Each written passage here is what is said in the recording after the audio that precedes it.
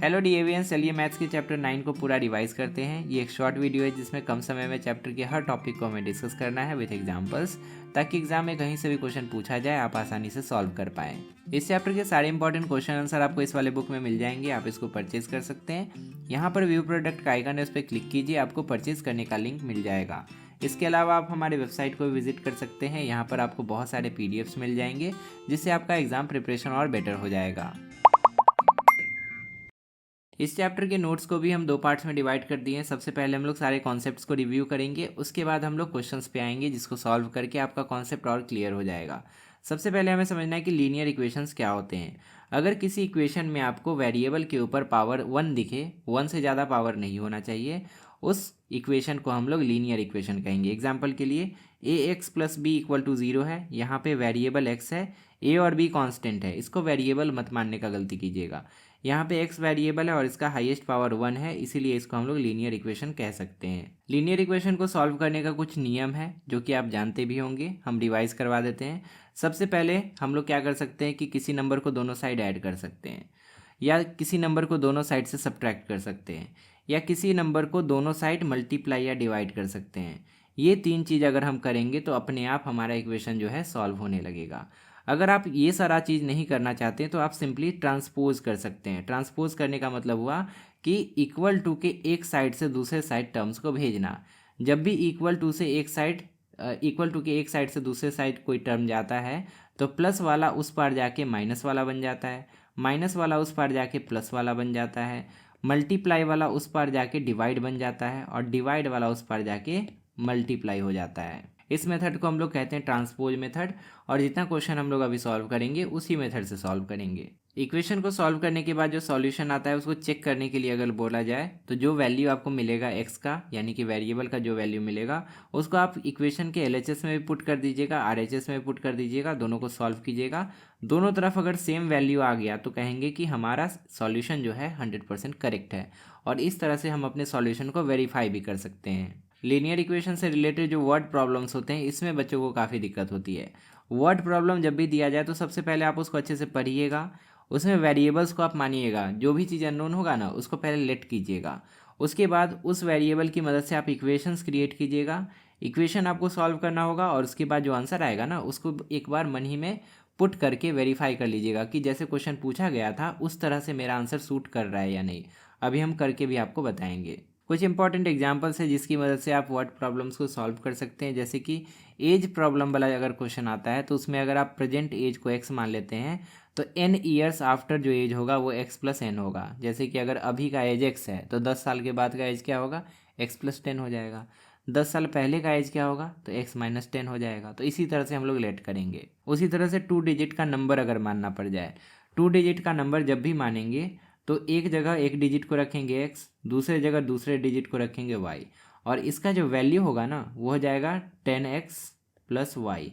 अब ये 10 कहाँ से आया तो ध्यान से देखिए, ये 1s प्लेस है, ये 10s प्लेस है, तो 10s प्लेस वाला 10 से मल्टीप्लाई होता ही है ना, और 1s प्लेस वाला 1 से मल्टीप्लाई होता है। तो वैल्यू हम लोग ऐसे निकालेंगे, उसके बाद ही इक्वेशन का फॉर्मेशन होगा, फिर हम लोग उसको सॉल्व करके आंसर निकाल पाएंगे। एक और एग्जाम्पल है कंजिक्यूटिव नंबर्स का। कंजिक्यूटिव नंबर्स क्या होते हैं, एक के बाद एक आने वाले नंबर्स। तो कभी भी कंजिक्यूटिव नंबर वाला क्वेश्चन पूछे तो अगर पहला नंबर हम लोग x मान लेते हैं तो उसके जस्ट बाद वाला नंबर क्या होगा x प्लस 1, उसके जस्ट बाद वाला नंबर हो जाएगा x प्लस 2। तो इसी तरह से हमें लेट करना है। अगर कंजिक्यूटिव इवन नंबर्स की बात की गई तो अगर पहला इवन नंबर x है तो अगला इवन नंबर कौन होगा, x प्लस 1 इवन थोड़ी होगा, वो तो ऑड हो जाएगा ना। अगला इवन हो जाएगा x प्लस 2, उसके बाद वाला इवन कौन होगा x प्लस 4। तो इस तरह से इवन नंबर्स को हम लोग लेट करेंगे। नेक्स्ट है consecutive multiples of k। Multiples का मतलब होता है एक के बाद एक आने वाला मल्टीपल। किसी भी नंबर का तो अनलिमिटेड मल्टीपल होता है। एग्जाम्पल के लिए 2 का ही देख लीजिए, 2 का एक मल्टीपल है 2, 2 का अगला मल्टीपल हो जाएगा 4, 2 का अगला मल्टीपल हो जाएगा 6। इस तरह से 2 के अनलिमिटेड मल्टीपल हो सकते हैं। तो अगर कोई नंबर है k तो उसका पहला मल्टीपल अगर हम लोग x से मल्टीप्लाई करके निकाल रहे हैं तो उसका अगला मल्टीपल क्या होगा, x प्लस 1 से मल्टीप्लाई होने के बाद निकलेगा। उसके बाद उसका अगला multiple k into x plus 2 से मल्टीप्लाई करने के बाद निकलेगा। तो एक नंबर से मल्टीप्लाई किए x से तो अगली बार हमें x प्लस 1 से मल्टीप्लाई करना पड़ेगा। अगली बार हमें x+2 से मल्टीप्लाई करना पड़ेगा। इस तरह से जनरल इक्वेशन हम लोग क्रिएट कर सकते हैं। स्पीड, टाइम और डिस्टेंस का भी क्वेश्चन आ सकता है। इसके लिए हम लोग ये सारा रिलेशन यूज़ करेंगे। डिस्टेंस इक्वल टू होता है स्पीड इंटू टाइम, ठीक है, ये बहुत इंपॉर्टेंट है। उसके बाद ऐसा क्वेश्चन आ सकता है कि एक नाव है जो कि डाउन स्ट्रीम जा रही है। जब भी नाव डाउन स्ट्रीम जाती है ना, तो नदी का जो चाल होता है, पानी का जो गति होता है, उसके साथ साथ नाव का गति भी ऐड हो जाता है, क्योंकि पानी भी उधर ही जा रही है, नाव भी उधर ही जा रही है। तो नाव जो है अपने स्पीड से तो चलेगी ही, उसको पानी का स्पीड भी मिल जाएगा और वो ज़्यादा तेज उधर जाएगी। और अप स्ट्रीम का मतलब होता है पानी के उल्टे दिशा में जाना। तो पानी तो इधर फ्लो कर रहा है लेकिन नाव को इधर जाना है, तो अब क्या होगा, उनके स्पीड के बीच में सब्ट्रैक्शन होगा। उसका जो फाइनल स्पीड हो जाएगा, इफेक्टिव स्पीड, वो हो जाएगा नाव का स्पीड माइनस स्ट्रीम स्पीड, पानी का स्पीड। क्वेश्चन सॉल्व करेंगे तो आपको समझ में आ जाएगा ये और अच्छे से। रेक्टेंगल वाला क्वेश्चन आ सकता है, उसके लिए पेरीमीटर का फॉर्मूला यूज़ करना पड़ेगा, एरिया का फॉर्मूला यूज़ करना पड़ेगा। रैशनल नंबर में न्यूमरेटर डिनोमिनेटर वाला क्वेश्चन अगर आ जाता है तो न्यूमरेटर को x, डिनोमिनेटर को y, या हम लोग उल्टा भी मान सकते हैं, जैसा ज़रूरत पड़े उस तरह से। अब चलिए सेक्शन 2 पे आते हैं, जिसमें कि हमें क्वेश्चंस को सॉल्व करना है और अपने कॉन्सेप्ट को और क्लियर करना है। सबसे पहला क्वेश्चन है, solve the following and check your answer. हमें इन इक्वेशंस को सॉल्व करना है और आंसर को चेक भी करना है कि हमारा आंसर सही है कि नहीं। यहाँ पे हम एक ही क्वेश्चन सॉल्व करेंगे, बाकी दो जो आसान वाला है वो आपको सॉल्व करना है खुद से, और खुद से चेक करना है, उससे आपका प्रैक्टिस होगा। दूसरा इक्वेशन है 5 × x - 2 = 3x + 4। पहले 5 को इन कर देते हैं, ये हो जाएगा 5x - 10 = 3x + 4। दोनों तरफ हमें x वाला टर्म दिख रहा है, तो हम लोग दोनों x वाले टर्म को एक साइड कर देते हैं, इसको उधर ले जाते हैं और -10 को उधर ले जाते हैं। 3x उधर पॉजिटिव, इधर आके नेगेटिव हो जाएगा, 5x - 3x, और 10 इधर नेगेटिव, उधर जाके पॉजिटिव हो जाएगा, +4 उधर था ही, अब +10 भी हो जाएगा। तो 5x - 3x हो जाएगा 2x, और 4 और 10 हो जाएगा 14। 2x = 14 यानी कि x = 7। तो इस तरह से x का वैल्यू हमें मिल गया। अब चेक कैसे करेंगे? चेक करने के लिए LHS में भी उसी x के वैल्यू को डालेंगे और RHS में भी उसी x के वैल्यू को डालेंगे। LHS हमारे पास क्या था, 5 × x - 2 था, और RHS था 3x + 4। अब इस वैल्यू को दोनों तरफ डालिए, x का वैल्यू 7 है ना, तो यहाँ पे हो जाएगा 5 × 7 - 2, और उधर हो जाएगा 3 × 7 + 4। इसको सॉल्व करेंगे तो हो जाएगा 7 - 2 5, 5 5 = 25 हो गया ना, और उधर हो जाएगा 7 3 = 21, और +4 25।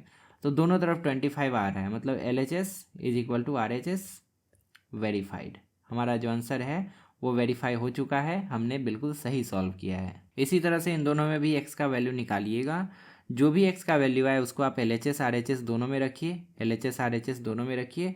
दोनों साइड अगर सेम आ रहा है तो आप कहेंगे कि हमारा आंसर सही है और हमने वेरीफाई कर लिया। अब देखिए x का कुछ तो वैल्यू आएगा, LHS में तो आप पुट कर देंगे, RHS में तो x दिख ही नहीं रहा है तो कैसे पुट करेंगे? तो RHS में जब नहीं दिख रहा है तो नहीं पुट कीजिएगा, यहाँ पे 17 है, 17 ही रह जाएगा RHS में। अब दूसरे क्वेश्चन को देखिए, इसमें हमें इस इक्वेशन को सॉल्व करना है, एक हम करते हैं, एक आपको प्रैक्टिस करना है। पहला क्वेश्चन है 2x - 1 / 3x + 5 = 5। अब इस इक्वेशन को सॉल्व करने के लिए सबसे पहले हम लोग ये जो डिनोमिनेटर में x वाला टर्म दिख रहा है ना, इसको उधर ले जाएंगे। तो ये इधर डिवाइड हो रहा है, उधर जाके मल्टीप्लाई हो जाएगा 5 के साथ, है कि नहीं? तो यहाँ पे हो जाएगा 2x - 1 = 5 × 3x + 5। सिंपल सा चीज़ किए हैं, यहाँ पे जो डिवाइड में था उधर जाके मल्टीप्लाई में चले गया। अब 5 से ये पूरा मल्टीप्लाई होगा ना, तो इधर तो वही रह जाएगा, 2x - 1 = 5 3 = 15x + 5 5 = 25। अब यहाँ पे जो दो x वाला टर्म है, दोनों को सेम साइड में हम लोग लाएंगे और नंबर्स को एक साइड में ले जाएंगे। ये इधर आ जाएगा और ये इधर चले जाएगा, तो 15x इधर आके -15 हो जाएगा, और -1 उधर जाके +1 हो जाएगा, ठीक है? तो यहाँ पे हो जाएगा 2x - 15x = 25 + 1। 2x - 15x करेंगे तो -13x हो जाएगा, और 25 + 1 हो जाएगा 26। -13x = 26, तो x = हो जाएगा 26/-13। इसको सॉल्व करेंगे तो -2 आ जाएगा। तो इस तरह से x का वैल्यू जो है, x का वैल्यू हमें -2 मिल गया, यही हमारा सॉल्यूशन होगा। अब अगर इसी क्वेश्चन में बोलता कि चेक करके भी बताइए, तो इसी -2 को हम यहाँ डालते x के जगह, और यहाँ भी डालते x के जगह, इसको सॉल्व करते, और आंसर हमारा जितना RHS में है उतना आ जाता, यानी कि सॉल्व करने पे 5 आ जाता। अगर आता तो सही है हमारे ये आंसर, और नहीं आता तो सही नहीं है, फिर इसको चेक करना पड़ेगा। अब सेकंड वाले को आप सॉल्व कीजिएगा। यहाँ पे क्या होगा कि 7 उधर चले जाएगा, डिवाइड से मल्टीप्लाई हो जाएगा इस पूरे के साथ, और ये 2x+3 जो है ये उधर चले जाएगा, 5 से मल्टीप्लाई हो जाएगा जैसा इस क्वेश्चन में किए थे। उसके बाद इधर आपको एक एक्सप्रेशन मिलेगा इक्वल टू इधर आपको एक एक्सप्रेशन मिलेगा। उसके बाद एक्स वाले को एक साइड में कीजिएगा, नंबर को एक साइड में, और उसके बाद एक्स इक्वल टू मिल जाएगा आपको। क्वेश्चन नंबर 3 में देखिए उसी तरह का क्वेश्चन है जैसा हम लोग करके आए। 5 को उधर भेजेंगे, डिवाइड से मल्टीप्लाई हो जाएगा इस पूरे के साथ, 3 को उधर भेजेंगे तो इस पूरे के साथ मल्टीप्लाई हो जाएगा। दोनों तरफ एक एक एक्सप्रेशन मिलेगा, एक्स का वैल्यू निकाल लेंगे। ये जो दूसरा वाला है ये ऐसा क्वेश्चन नहीं आएगा, इसको हटा दीजिए, ठीक है। केवल आप इसको सॉल्व कर लीजिएगा और आंसर बताइएगा। क्वेश्चन नंबर 4 में देखिए एज प्रॉब्लम है। इसमें बताया गया है कि present ages of A and B are in the ratio of 4:3। अगर ए और बी के प्रेजेंट एजेस का रेशियो 4:3 है तो हम लोग प्रेजेंट एज कितना लिख सकते हैं? प्रेजेंट एजेस हम क्या क्या लिख सकते हैं? ए का एज लिख सकते हैं 4x और बी का एज लिख सकते हैं 3x, तभी तो इसका रेशियो है 4/3। रेशियो में जब भी दिया रहे तो 4 के जगह 4x हो जाएगा और 3 के जगह 3x हो जाएगा। ऐसे ही हम लोग हमेशा सॉल्व करते हैं। अब बोला है आफ्टर 5 ईयर्स, 5 साल के बाद, द रेशियो बिकम्स 5:4। इनका रेशियो 5 साल के बाद क्या हो जाता है? 5:4 हो जाता है। तो 5 साल के बाद एज कितना होगा पहले वो निकालेंगे तब ना उनका रेशियो निकालेंगे। तो 5 साल के बाद का एज लिखते हैं, यहाँ पे लिख लेते हैं एज आफ्टर 5 ईयर्स। 5 साल के बाद एज क्या हो जाएगा? अगर अभी का 4x है 3x है तो 5 साल के बाद ए का एज हो जाएगा 4x+5 और बी का एज हो जाएगा 3x+5। अब बोला है कि इनका जो 5 साल के बाद का एज है इसका रेशियो है 5:4। तो अब लिखते हैं अकॉर्डिंग टू क्वेश्चन इनका 5 साल के बाद वाला एज का रेशियो यानी कि 4x+5 divide 3x+5 is equal to given है 5:4। अब इस इक्वेशन को सॉल्व करेंगे, हमें x का वैल्यू मिल जाएगा। कैसे सॉल्व करेंगे? हम लोग जैसे अभी तक किए हैं, यहाँ पे 4 से इधर मल्टीप्लाई हो जाएगा, 4 × 4x+5, और 5 से इधर वाला मल्टीप्लाई हो जाएगा, 5 × 3x+5। 4 4 जा 16x प्लस 4 5 जा 20, 5 3 जा 15x प्लस 5 5 जा 25। एक्स वाला टर्म को एक तरफ लाएंगे, नंबर को उस तरफ भेजेंगे, इस तरफ हो जाएगा 16 - 15x, तो यहाँ पे हो जाएगा 16x - 15x करेंगे तो 1x बचेगा केवल, और उधर 20 उधर 25 में सब्ट्रैक्ट हो जाएगा तो 5 बचेगा। तो इस तरह से x का वैल्यू 5 हमें मिल गया। अब जैसे x का वैल्यू 5 हमें मिला तो बाकी का सारा चीज़ हमें मिल जाएगा, प्रेजेंट एज भी मिल जाएगा और 5 साल के बाद का एज भी मिल जाएगा। x का वैल्यू 5 आया ना, x = 5, तो अगर हम यहाँ पे 5 पुट कर दें तो 4 × 5 हो जाएगा प्रेजेंट एज ए का 20 ईयर्स, और यहाँ पे 3 × 5 हो जाएगा 15 ईयर्स। तो ए का प्रेजेंट एज है 20 ईयर्स, बी का प्रेजेंट एज है 15 ईयर्स, और वही हमसे पूछा गया था। अगर 5 साल के बाद का एज पूछता दोनों का तो 5 साल के बाद इसका एज हो जाता 25 ईयर्स और इसका एज हो जाता 20 ईयर्स। तो जो पूछे इस एक्स का यूज़ करके हम लोग आराम से निकाल सकते हैं। इसका दूसरा पार्ट भी है जो कि आपको बनाना है, हम आपको समझा देते हैं। Father is 3 times the son's age. Father का एज सन का एज का 3 गुना है, तो अगर सन का एज हम लोग x मान लेते हैं तो फादर का एज क्या हो जाएगा? 3 गुना यानी कि 3x हो जाएगा। उसके बाद बोला है कि आफ्टर 10 ईयर्स, 10 साल के बाद, he will be twice his son's age. Father का जो एज है ना वो सन के एज का 2 गुना हो जाएगा। तो जब बोला है 10 साल के बाद, तो 10 साल के बाद का सिनेरियो क्या होगा पहले वो लिखेंगे ना, 10 ईयर्स लेटर, ठीक है। 10 ईयर्स लेटर सन कितने एज का हो जाएगा? x + 10 एज का हो जाएगा, और फादर कितने एज का हो जाएगा? यहाँ पे 3x + 10 एज का हो जाएगा। अब इसके बाद हमें क्या करना है, हमें क्वेश्चन में जो कहा गया है वो हमें इक्वेशन बनाने में हेल्प करेगा। He will be twice his son's age. Father का एज जो है सन के एज का 2 गुना हो जाता है 10 साल के बाद। तो हम इक्वेशन बना सकते हैं according to question father's age is twice the son's age, यानी कि फादर का एज जो है जो कि है 3x + 10, it is twice the age of son, यानी कि 2 गुना है सन के एज का, x + 10। इक्वेशन बन गया। अब इस इक्वेशन को सॉल्व करेंगे, हमें x का वैल्यू मिल जाएगा। जैसे x का वैल्यू मिलेगा उस x के वैल्यू को हम लोग यहाँ पे पुट कर देंगे और यहाँ पे पुट कर देंगे। x का वैल्यू जो आएगा वो डायरेक्टली सन का एज हो जाएगा, और यहाँ पे x को 3 से मल्टीप्लाई करके जो मिलेगा वो फादर का एज हो जाएगा। तो इस तरह से हमें आंसर निकाल के बताना है। इसको सॉल्व कीजिएगा, जो आंसर आए कमेंट में बताइएगा। और अगर किसी का फादर का एज कम आया, सन का एज ज़्यादा, जैसे कि फादर का एज 10 साल और सन का एज 50 साल, तो वो हमको इंस्टाग्राम पे मैसेज कीजिएगा, उनके लिए अलग से गिफ्ट हम भेजेंगे। अब देखिए 2 डिजिट नंबर वाले प्रॉब्लम्स यहाँ पे दिए गए हैं। इस तरह का क्वेश्चन जब भी है तो सबसे पहले दोनों डिजिट के लिए जगह बना दीजिए। 2 अंकों की संख्या है तो एक अंक यहाँ आएगा, दूसरा अंक यहाँ आएगा। जैसे कि 54 है ना, तो 54 का 5 यहाँ आएगा, 4 यहाँ आएगा। अब आपको बोला है कि दोनों डिजिट्स का सम 12 है। जब इन दोनों डिजिट्स का सम 12 है तो किस तरह का नंबर हो सकता है? जैसे कि 6 6 हो सकता है, 12 हो गया ना, या 7 5 हो सकता है, 12 हो गया, या 8 और 4 हो सकता है, 12 हो गया। तो इसी तरह का कोई ना कोई नंबर आंसर में आएगा। क्या आएगा वो बाद में देखेंगे। सम ऑफ डिजिट 12 दिया है, तो अगर हम लोग लेट कर लें कि एक डिजिट अगर एक्स है तो दूसरा क्या होगा, दोनों को जोड़ने पे 12 आता है ना, तो दूसरा को हम लोग 12 माइनस एक्स मान लेते हैं। जितना इधर आ गया उतना माइनस कर देंगे 12 में से, तो दूसरा डिजिट मिल जाएगा हमें।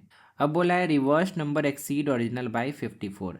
अगर इसको हम रिवर्स कर देते हैं, ये इधर ये इधर, तो नंबर कैसा बन जाएगा? 12 माइनस एक्स पहले आ जाएगा, ठीक है, और एक्स बाद में चले जाएगा। जब इस तरह से रिवर्स कर देते हैं तो रिवर्स नंबर जो है ओरिजिनल नंबर से 54 एक्सीड कर जाता है, मतलब 54 अधिक हो जाता है। मतलब ये जो रिवर्स किया गया ना, ये नया नंबर जो बना ये 54 अधिक है। इतना हमने कर लिया। अब इसी की मदद से हमारा इक्वेशन बन जाएगा। ध्यान से देखिए, पहले जो नंबर था उसका वैल्यू क्या था? ये टेंस पोजीशन, ये वंस पोजीशन, इसको ध्यान रखिएगा। टेंस वंस, इधर भी टेंस और इधर वंस। पहले वाले नंबर का वैल्यू होगा 10x प्लस 12 माइनस एक्स, और दूसरा वाला जो नंबर होगा वो होगा 10 into 12 minus x plus x. अब बोला था कि पलटने पर 54 अधिक हो जाता है, तो अगर ये 54 अधिक है और इक्वेशन हम बना रहे हैं बाद वाला अगर अधिक है तो 54 किस तरफ जोड़ेंगे? इस तरफ जोड़ेंगे ना, तभी ना दोनों तरफ बराबर होगा। तो हम क्या करते हैं, इक्वल का साइन डाल देते हैं और 54 इस तरफ जोड़ देते हैं, ताकि दोनों तरफ दोनों साइड जो है LHS और RHS बराबर हो जाए। अब हमारा इक्वेशन रेडी है ऑलमोस्ट। अब इसको सॉल्व करते हैं। यहाँ पे देखिए ध्यान से, सबसे पहले तो ब्रैकेट हटाना पड़ेगा, है कि नहीं? तो यहाँ पे 10x है प्लस 12 माइनस एक्स है, तो प्लस 12 हो जाएगा, माइनस एक्स हो जाएगा, ब्रैकेट हट गया, कोई यहाँ पे चेंज नहीं हुआ एक्स्ट्रा, प्लस 54 इक्वल टू यहाँ पे मल्टीप्लाई होगा 10 इंटू 12 120 हो जाएगा, 10 इंटू एक्स माइनस 10x हो जाएगा और प्लस एक्स हो जाएगा लास्ट में। अब लाइक टर्म्स को ऐड करते हैं। इस साइड में क्या क्या है? 10x है माइनस एक्स है, तो 10x माइनस एक्स क्या होगा? 9x। और 12 54 लाइक टर्म्स है तो दोनों ऐड हो जाएगा, ये हो जाएगा 4 2 6 5 1 6 66 हो जाएगा। इक्वल टू के उस पार देखिए क्या हाल है, इधर 120 है, माइनस 10x प्लस एक्स, तो माइनस 9x हो जाएगा। अब तो दोनों साइड का लाइक टर्म्स कंबाइन हो चुका है, तो अब x वाले को एक साइड करते हैं। 9x उधर माइनस में, इधर आके प्लस हो जाएगा, तो 9x प्लस 9x हो जाएगा, और 120 इधर प्लस में है और 66 उधर प्लस वाला इधर आएगा तो माइनस 66 होगा। 9x 18x हो गया, और 120 में 66 घटा देंगे तो यहाँ पे 54 बचेगा। 18x इक्वल टू 54, मतलब x इक्वल टू 54/18। यहाँ पे 18 दूनी 36, 18 3 54, 3 बार में कट जाएगा, तो x का वैल्यू हमें 3 मिल गया। अब ध्यान से देखिए, जैसे x का वैल्यू 3 मिला तो फर्स्ट डिजिट क्या हो जाएगा नंबर का? 3 हो जाएगा, और दूसरा डिजिट क्या हो जाएगा? 12 माइनस 3 यानी कि 9। अब ध्यान से देखिए, पहला डिजिट 3, दूसरा डिजिट 9 हमें मिल चुका है। तो हम लोग लिखेंगे स्टेटमेंट लिख के प्रॉपर तरीके से कि first digit is 3 and second digit is 9। अब जो क्वेश्चन में बोला था उसको भी हम वेरीफाई करवा के बता देते हैं। नंबर हो गया 39, दोनों डिजिट्स का सम 12 बोला था, तो 12 आ भी रहा है, 9 3 12 हो रहा है। फिर बोला था कि अगर हम इसको पलट देते हैं तो जो नंबर बनेगा वो 54 अधिक होगा ओरिजिनल नंबर से। तो अगर हम 39 को पलट दें तो क्या बन जाता है? 93 बन जाता है। और देखिए 93 जो है 39 से 54 अधिक भी है। अगर आप 93 में से 39 घटाएंगे ना तो आपको 54 ही मिलेगा। तो इस तरह से अगर आप अच्छे से सॉल्व कीजिएगा, आपका आंसर जो आएगा वो इसके अलाइन ज़रूर होगा, इसको सेटिस्फाई जरूर करेगा जो भी क्वेश्चन में दिया रहेगा। नेक्स्ट क्वेश्चन देखिए, इसमें बताया गया कि sum of 3 consecutive integers is 72। 3 integers को जोड़ा जाता है और आंसर 72 आता है।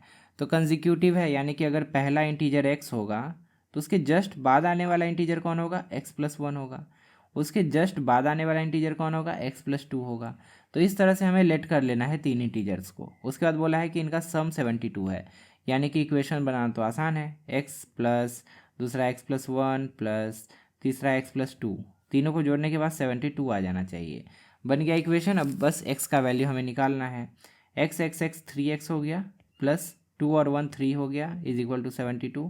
3 उधर चले जाएगा, 3x is equal to 72 minus 3 यानी कि 3x इज इक्वल टू 69 और x इज इक्वल टू 69/3। यहाँ पे हो जाएगा 23 आंसर। तो x का वैल्यू 23 आया, हमें पहला इंटीजर मिल गया। x का वैल्यू 23 यानी कि पहला इंटीजर 23, उसके बाद का इंटीजर हो जाएगा 24 और उसके बाद का इंटीजर हो जाएगा 25। यही वो तीन इंटीजर है जिसका सम अगर आप निकालिएगा तो 72 आएगा और तीनों के तीनों कंजिक्यूटिव भी है, यानी कि एक के बाद एक आने वाले भी हैं। तो इस तरह से ऐसा क्वेश्चन सॉल्व करेंगे। अब ये वाला आपको सॉल्व करना है, इसका हिंट हम दे देते हैं। Sum of 3 consecutive multiples of 5 is 165।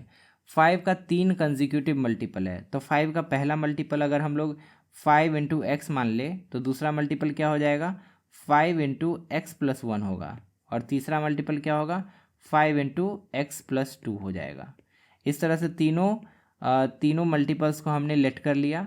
अब इन तीनों मल्टीपल्स का सम बोला है 165, यानी कि पहला मल्टीपल प्लस दूसरा मल्टीपल प्लस तीसरा मल्टीपल करेंगे तो इक्वल टू 165 आ जाना चाहिए। अब आप इसको सॉल्व कीजिएगा, एक्स का वैल्यू निकालिएगा। एक्स का वैल्यू मान के चलिए 2 आ गया, ठीक है, मान के चलिए कुछ भी आ सकता है। 2 का वैल्यू यहाँ डालिएगा तो 5 2 जा 10 हो जाएगा, पहला मल्टीपल 10। 2 का वैल्यू यहाँ डालिएगा 2 1 3 हो जाएगा, 3 5 जा 15 दूसरा मल्टीपल। 2 यहाँ डालिएगा 2 2 4 हो जाएगा, 4 5 जा 20 तीसरा मल्टीपल 20। और तीनों को जोड़ने पर जो यहाँ आ रहा है वो आ जाएगा।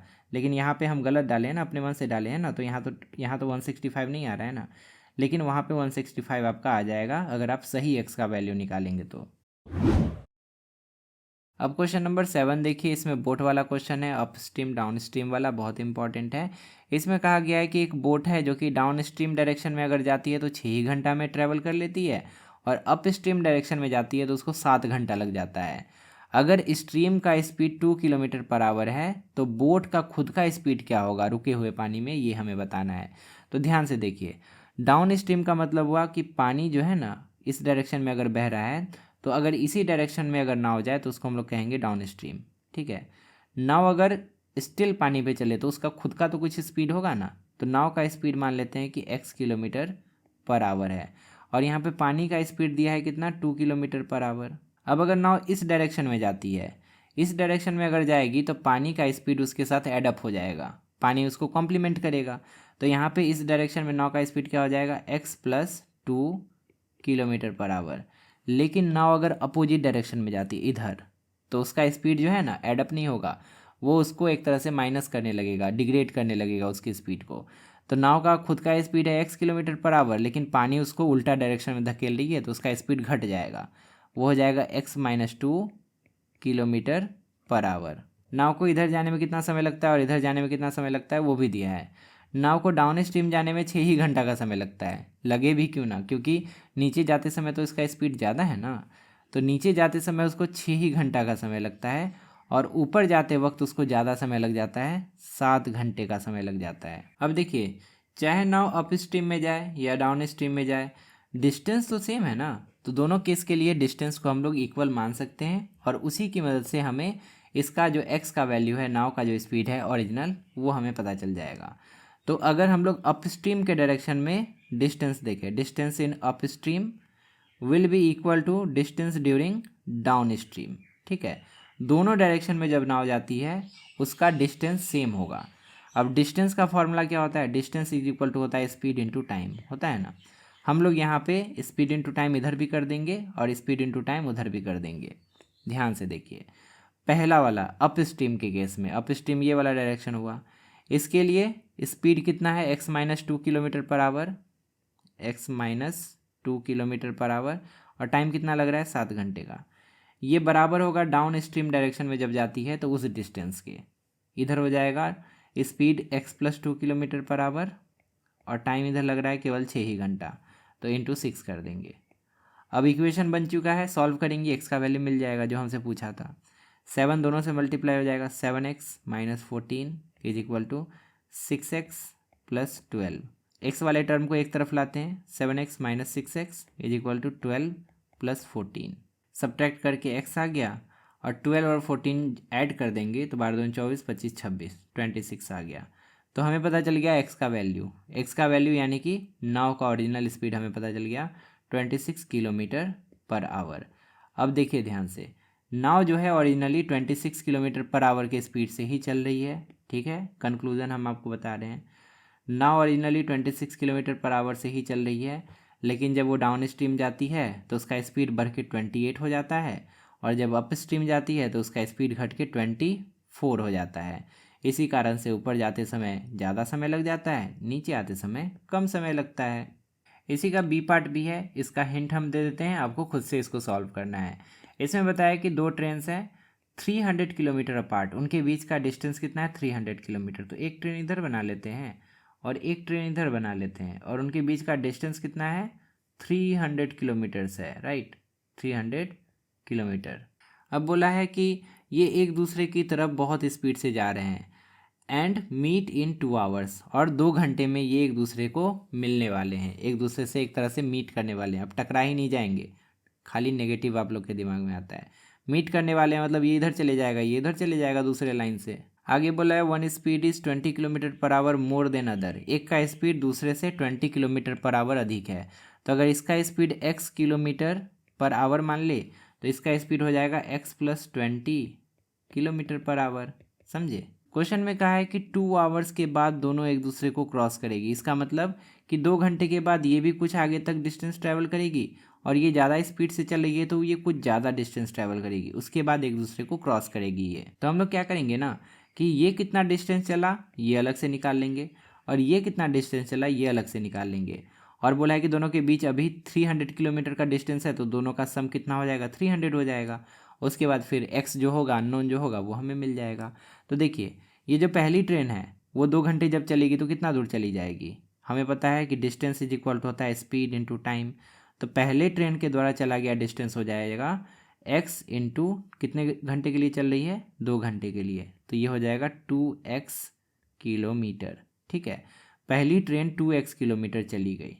उसी तरह से दूसरी ट्रेन कितनी चल जाएगी, इसके लिए भी डिस्टेंस इक्वल टू हो जाएगा स्पीड इंटू टाइम। इसका स्पीड ज़्यादा है, इसका स्पीड है x + 20, और टाइम इसको भी 2 ही घंटे का मिल रहा है, तो ये हो जाएगा 2x + 40, ये इतना दूर चली जाएगी। अब अकॉर्डिंग टू क्वेश्चन ये जा रही है 2x, ये जा रही है 2 घंटे में 2x किलोमीटर, और ये जा रही है 2x + 40 किलोमीटर, और क्वेश्चन के अकॉर्डिंग इसका और इसका सम कितना होना चाहिए 300 होना चाहिए। तो अब हम लिख सकते हैं अकॉर्डिंग टू क्वेश्चन 2x और 2x + 40 इन दोनों का सम जो होगा it should be equal to 300। Solve करेंगे तो ये हो जाएगा 4x + 40 = 300। 40 को उस तरफ भेज देते हैं, 4x = 300 - 40, 4x यहाँ पे हो जाएगा 260, इसीलिए x = 260 / 4। 4 से 6 बार में 24 हो जाएगा, फिर 4 से 5 बार में 20 हो जाएगा, 4 × 5 = 20। तो x का वैल्यू 65 मिल गया। अब x का वैल्यू 65 मिला तो इसका मतलब कि x हम लोग यहाँ माने थे इसको, है ना, मतलब हमें x का वैल्यू 65 यानी कि पहले ट्रेन का स्पीड मिल गया 65 किलोमीटर पर आवर, है ना। और दूसरे ट्रेन का स्पीड क्या होगा 20 किलोमीटर पर आवर, उसका स्पीड ज़्यादा था, यानी कि दूसरे ट्रेन का स्पीड क्या हो जाएगा 65 + 20 यानी कि 85 किलोमीटर पर आवर। हम बोले थे कि हिंट देते हैं, आपको खुद से बनाना है, हम तो पूरा बना दिए। चलिए कोई बात नहीं है, इसको प्रैक्टिस कर लीजिएगा और अच्छे से याद रखिएगा कि कैसे बनता है। नेक्स्ट क्वेश्चन में देखिए कहा है कि numerator is 6 less than denominator. तो अगर डिनोमिनेटर x है तो न्यूमरेटर 6 लेस हो जाएगा, यानी कि x - 6 हो जाएगा। फिर बोला है कि if numerator is increase by 5 and denominator is decrease by 3, अगर न्यूमरेटर में 5 जोड़ दें और डिनोमिनेटर में 3 घटा दें तो क्या हो जाएगा, न्यूमरेटर में 5 जोड़ेंगे तो ये हो जाएगा x - 6 में +5 हो जाएगा, और डिनोमिनेटर में 3 घटा दे यानी कि x - 3 हो जाएगा। अगर हम ऐसा कर दे तो क्या होता है, द नंबर बिकम्स 5/4, यानी कि ये जो नंबर है 5/4 के इक्वल हो जाता है। इक्वेशन बन गया, इसको सॉल्व कीजिएगा, आराम से x का वैल्यू निकल जाएगा। x का वैल्यू जो निकलेगा उसको यहाँ पुट कर दीजिएगा, तो आपका जो एक्सप्रेशन है, जो क्या बोलते हैं, जो यहाँ पे रैशनल नंबर है, ओरिजिनल रैशनल नंबर, वो आपको मिल जाएगा। जैसे कि x का वैल्यू मान के चलिए 10 आ गया, यहाँ कुछ तो आएगा ना x का वैल्यू, मान के चलिए 10 आ गया तो 10 यहाँ पुट कर देंगे, यहाँ भी 10 पुट कर देंगे तो 10 माइनस 6 4 हो जाएगा, नीचे 10 हो जाएगा, यही 4/10 आपका आंसर हो जाएगा। तो आपको सॉल्व करना है खुद से, एक्स का वैल्यू निकाल के यहाँ पुट करना है, क्या आता है आपको कॉमेंट में बताना है। उसी तरह का एक और क्वेश्चन है, ratio of numerator and denominator is 3:4। Numerator और डिनोमिनेटर का रेशियो अगर 3:4 है तो न्यूमरेटर को हम लोग 3x मान सकते हैं, डिनोमिनेटर को 4x मान सकते हैं। रेशियो वाला जब भी है तो ऐसे ही करना है। फिर बोला है कि if denominator is increased by 3, अगर डिनोमिनेटर को 3 बढ़ा देते हैं डिनोमिनेटर में तो क्या हो जाएगा, 3x तो ऊपर वैसा ही रहेगा, डिनोमिनेटर में 3 बढ़ जाएगा, बढ़ा दिए तो रेशियो बिकम्स 3:5। तो इसका रेशियो 3:5 हो जाता है। इक्वेशन बना दिए, सॉल्व कीजिएगा, एक्स का वैल्यू निकालिएगा, उस एक्स के वैल्यू को यहाँ पुट कीजिएगा, आपको आंसर मिल जाएगा कि ओरिजिनल फ्रैक्शन क्या होना चाहिए। जितना क्वेश्चन हम करवाए उसके अलावा बुक का ये सारा क्वेश्चन भी आप ज़रूर देख लीजिएगा। ब्रेन टीचर का ये सारा क्वेश्चन है, इसको एंड तक ज़रूर सॉल्व कर लीजिएगा। इधर 9th है और उसके बाद इधर देखिए 10 और 11, यहाँ तक ज़रूर सॉल्व कर लीजिएगा, आपका पूरा प्रैक्टिस हो जाएगा इस चैप्टर का। तो फाइनली हमने इस पूरे चैप्टर को रिवाइज कर लिया। इंपॉर्टेंट क्वेश्चन आंसर आपको इस वाले बुक में मिल जाएंगे, आप इसको परचेज कर सकते हैं।